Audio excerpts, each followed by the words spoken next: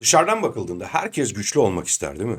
Güçlü görünmek, güçlü hissetmek, o gücün farkına varmak. Ama kaç kişi kuvveti gerçekten düşünür? Bu iki kelimenin arasındaki farkı gerçekten biliyor musun? İşin aslı şu ki kuvvetle güç arasında çok büyük bir uçurum var. Belki sen de şu ana kadar bu farkı bilmeden yaşıyordun. Ama merak etme, bugün bu yanılgıyı sonlandıracağız. Mesela güç göze çarpar, insanların seni gördüğünde aslında hissettikleri baskıdır. Kuvvet ise gözle görülmeyen ama hissedilen bir sağlamlıktır diyebilirim sana. Güç gelir ama kuvvet seni her fırtınada dimdik ayakta tutan, aslına bakarsan bir köktür. Şimdi gel bu iki kavramın nasıl ayrıldığını ve günlük hayatta seni hangi durumlarda ele verdiğini birlikte inceleyelim. Çünkü kuvvetle güç arasındaki farkı bilmek, kim olduğunu bilmek ve aynı zamanda da neye sahip olduğunu anlamanın belki de ilk adımıdır. Ama tabii bu videonun sonuna kadar geldiğinde beğen butonuna basmayı, takip etmeyi ve bildirimleri açmayı unutma. Tabii bir de bu videoda gördüğün, sana verdiğim örneklerden etrafında kişiler varsa bu videoyu da onlarla paylaşmayı sakın göz ardı etme. Hadi gel şimdi kuvvetle güç arasındaki farkı birlikte irdeleyelim.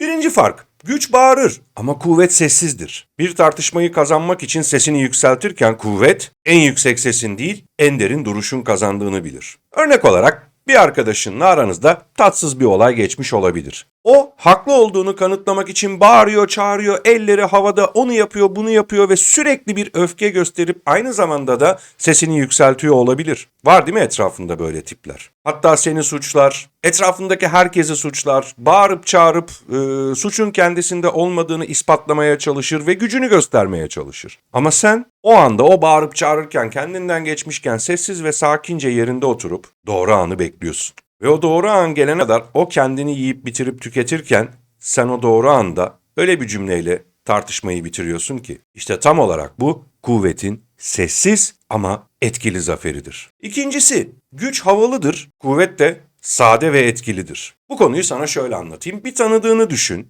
Sürekli marka kıyafetler giymeye çalışıyor ve en son havalı tatilini Instagram'da paylaşmaya çalışıyor. Aynı zamanda da kendisini sürekli başarılı, mutlu, ne bileyim işte bir şey olarak göstermeye çalışıyor. Bu gücün dışa dönük göstergesidir. Şöyle düşün, gösteriş ancak zayıflıkları gizler. Unutma, zenginlik ve kuvvet sessizdir, asildir. Güç ve şatafatsa görgüsüzlüğü ve aynı zamanda yaygarayı beraberinde getirir. Şöyle düşün mesela, sen etrafında ispatlamak zorunda olmadığı zenginliklere sahip insanların son model arabalarına binip çıstak çıstak müzik çalarak ezik ve serseri bir tavırla sokaklarda sürttüğünü gördün mü? Ya da Instagram'da, sosyal medyada bak bu yeni arabam deyip gösteriş yapma merakı yaşadıklarını hiç düşündün mü ya da gördün mü ya da tanık oldun mu? Ama sonra başka birini düşün. Sade bir giyim tarzı var. Sosyal medyada öyle saçma sapan gösteriş merakı olan paylaşımlardan uzak duruyor. Şatafat peşinde, yaygara peşinde, gürültü peşinde koşmuyor ama her konuştuğunda seni gerçekten kendisine hayran bırakıyor. İşte onun etkisi gözle görülmeyen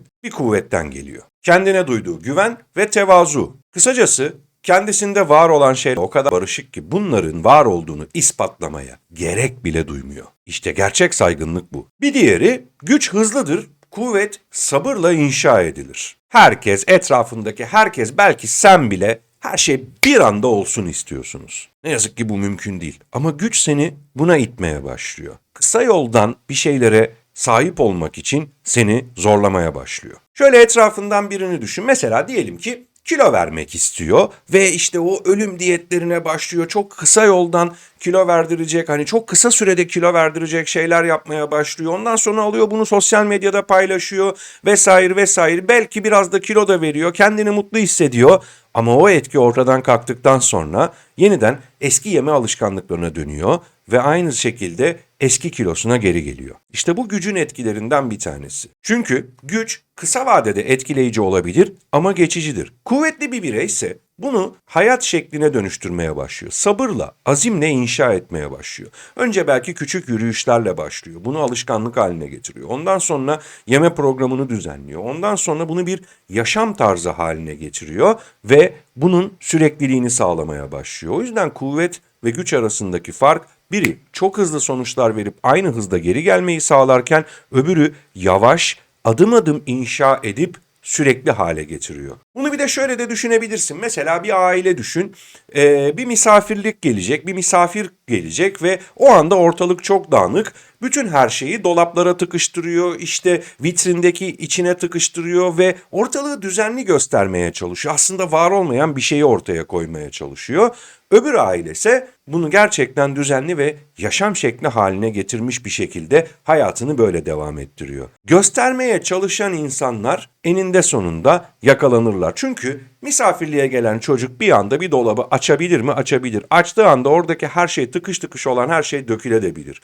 O yüzden güç ve bununla ilgili göstermeye çalışırken rezil olma potansiyelin de aynı zamanda seninle çok büyük bir risk olarak da devam ediyor olacaktır. Etrafında böyle insanlar var değil mi? Bir şeyleri göstermeye çalışırken aslında var olmayan şeylerin peşinde koşuyorlar ve kendilerinde olmayanı göstermeye çalışıyorlar. İşte güç sana bunu yaptırmaya başlar. Ama kuvvetli insanlar asla bunu yapmazlar. Bir diğeri güç korkutur, kuvvet ilham verir. Güçlü biri çevresindeki insanlara beni eleştirme yoksa bunun sonuçlarına katlanırsın mesajı verir her an. Ama kuvvetli biri çevresindeki insanlara sen de bunu yapabilirsin mesajı verir. Daha destekleyicidir. Güven uyandırır. Örneğin etrafındaki arkadaşlarını şöyle bir düşün. Sürekli birilerini kritik eden ve sürekli birilerini eleştiren insanlar var mı etrafında? Mutlaka vardır. Hemen gözünün önüne bir iki tanesi gelmiştir. Bu aslında onun güç gösterilerinden bir tanesidir. Kendini daha iyi göstermek, kendini diğerlerinden daha mükemmel göstermek için yaptığı çalışmalardan bir tanesidir. Sürekli eleştirirler. Ama bir başka arkadaşını düşün. Kendi hayatında zor durumlarda neler yaptığını, kendi stratejilerini ve sana aslında yön gösterici şeyleri eleştiriden ziyade seni nasıl destekleyebileceğini düşünür ve bunun üstüne seninle iletişim kurar. Sence hangisi daha değerli? Ya da işte hepimiz bir yerlerde okul okuduk, işte ilkokul okuduk, lise okuduk vesaire. Çeşit çeşit öğretmenlerimiz vardı. Bazı öğretmenlerimiz vardı. Otorite kurmak için azarlardı, disiplini sağlamak için baskı kurmaya çalışırdı. Seni tehdit ederdi. Şunu yaparsan sınıfta bırakırım, bunu yaparsan disipline gönderirim falan gibi. Sürekli bir tehdit, sürekli bir eleştiri ve sürekli bir kritik etme hali içindeydiler. Ama bazı öğretmenlerimiz vardı. İçimizdeki potansiyeli ortaya çıkartacak ilhamı bize vermeye çalışırlardı. Mesela şöyle konuşan bir öğretmenini hatırladığını çok iyi biliyorum. Ben de bunu çalışırken ya da bu dersi çalışıp öğrenmeye çaba sarf ederken çok zorlanmıştım senin gibi. Ama şöyle yaptım, bak daha farklı bir noktadan yaklaşarak bu dersi öğrenmeyi başardım ya da bu problemi anlamayı başardım. Böylelikle güç yarattığı baskı çerçevesinde korku yaratır ama kuvvetse destekleyici ve aynı zamanda güvenli bir platform oluşturarak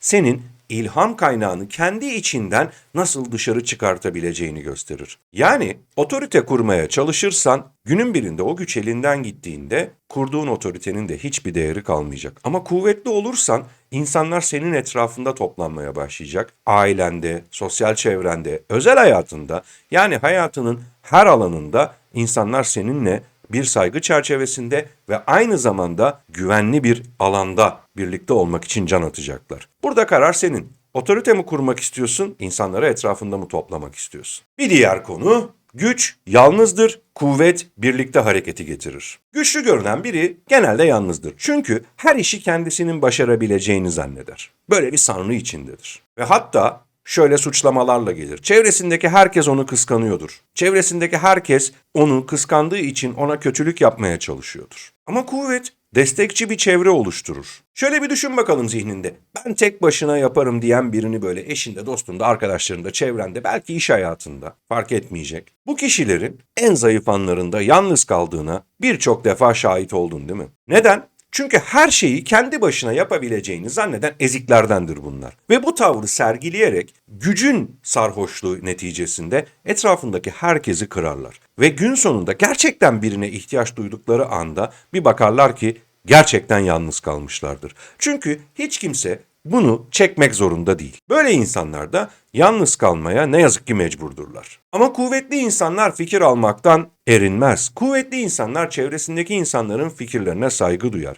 Çözemediği ya da tek başına mücadele edemeyeceği konularda mutlaka birilerine sorarak, danışarak farklı fikirleri edinmeye çalışırlar ve şunun gerçekten farkındadırlar. Kuvvet ya da güç ya da artık neye sahip olursan ol, tek başına çözemeyeceğin şeylerin de olduğu gerçeğini değiştirmeyecektir. Bu aile yaşamımızda bile böyledir. Tek başına takım oyuncusu olmayı bilmeyen, ben her şeyi hallederim diyen insanlar kendi aileleri içinde bile en yakınları tarafından dışlanırlar. Senin de etrafında mutlaka böyle insanlar vardır. Bak gözünün önüne geliyordur eminim. O yüzden de güç zorlar, kuvvet kendine çeker. Bazı insanlar vardır, yine bir örnekle sana anlatayım bunu. Plan yaparlar, organizasyon yaparlar, bir grubun lideri gibi davranmaya çalışırlar, gücünü göstermeye çalışırlar. Ve o noktada da kimseye fikir sormazlar. Bugün şuraya gidiyoruz, bugün buraya gidiyoruz, bugün şunu yapıyoruz, bugün böyle yapıyoruz, haftaya şuradayız. Bir sürü şey söylerler. Etrafındaki insanlar bunu istiyor mu, istemiyor mu hiç umurlarında olmaz. Çünkü onlar istiyorlardır. Çünkü o gücü göstermeye çalışıyorlardır. Ben senden güçlüyüm. Sonunda yavaş yavaş biraz önceki söylediğim gibi yalnız kalmaya yine mecbur olacaklardır. Ama kuvvetli insanlar etrafındaki insanların fikirlerine değer verir demiştim ya. Herkesi memnun edemeyeceğini çok iyi bilirler. Bununla birlikte ortalama olarak belirli bir oranı tutturduklarında, yani topluluğun yüzdesel olarak büyük bir kısmını memnun ettiklerinde bu onlar için yeterlidir. Bunu yapmak için de etrafındaki insanlara fikir sorarlar. Bugün buraya gidiyoruz demek yerine ya önümüzdeki hafta nereye gidelim deyip alternatifleri sunmaya başlarlar. Seçenek sunmaya başlarlar. Çözümcül yaklaşırlar. Böylelikle güçlü insanlar zorlayıp kendilerinden iterken kuvvetli insanlar insanları destekleyip onlara saygı gösterip kendilerine çekmeye başlarlar. Ve tabii bir diğer konu da statü meselesi. Toplumsal ünvanlar, işte genel müdür, CEO, lider, o, bu vesaire. Gerçekten bu kariyerler, karakterinin önüne geçen insanlar var mı? Eminim etrafında vardır. İşte benim mesela bir anım vardı, çok enteresan. Bir gün bir yerde böyle bir dost sohbetinde otururken biriyle tanıştık. Hep birlikte sohbet ediyoruz falan. Konu mesleklere gelince dedim ya üstad senin meslek ne dedim. Bana verdiği cevap genel müdürüm dedi. Ya bir an içimden güldüm. O kadar eziksin ki dedim. Genel müdürlüğü meslek zannediyorsun. Bu bir meslek değildir. İş hayatında aldığın bir ünvandır. Genel müdür diye bir meslek mi olur ya? Düşünsene. Yani o kadar ezikler ki iş hayatında yaşadıkları başarılar onların karakterlerinin bile önüne geçiyor. Neymiş? Genel müdürmüş. Bana ne? Böyle bir meslek mi olur? Bana ne senin genel müdürlüğünden? Ben senin personelin değilim ki. Ama o kadar ezikler ki işte bu gücü, oradaki yaşadığı şeyi tatmin etmek için sana söylüyor. Ama böyle insanlardan o koltuğu al bakalım. O genel müdür koltuğundan, o CEO koltuğundan, o şaşalı dünyadan, ışıkların önünden, sahneden bir insin bakalım. Ortaya ne kalıyor? Cevabı çok basit. Sıfıra sıfır, elde var sıfır kalıyor. Kuvvet, insanların senin ünvanlarına karşı olan gösterdikleri hayranlık değildir. İnsanların senin ünvanlarının haricinde buldukları saygıdeğer yönlerini keşfetmeleridir. Aslında insanlar ünvanların değil, karakterlerin arkasında durur. Evet, sahip olduğun ünvanlar belirli zümredeki insanları heyecanlandırabilir. Onları motive edebilir. Ama unutma, insanlar kıyafetleriyle karşılanır, fikirleriyle uğurlanır. Evet, videonun sonuna doğru gelmeye başladığımızda kendine şu soruyu sor. Güçlü mü olmak istiyorsun yoksa kuvvetli mi? Aradaki farkı anlamak gerçekten hayatını değiştirebilir. Güç sana alkış getirir ama kuvvet saygı getirir. Güç seni bir süreliğine zirveye taşır ama kuvvet orada kalmanı sağlar. Kuvvet dışarıdan bakıldığında gerçekten havalı bir şey değildir. Ama hayatını dönüştüren gerçek bir şeydir. Şimdi karar senin. Gücün peşinde mi koşacaksın yoksa kuvvetin gerçek sahibi mi olacaksın? Unutma ki kuvvet en büyük destekçindir. Bir sonraki videoda görüşene kadar kendine iyi bak.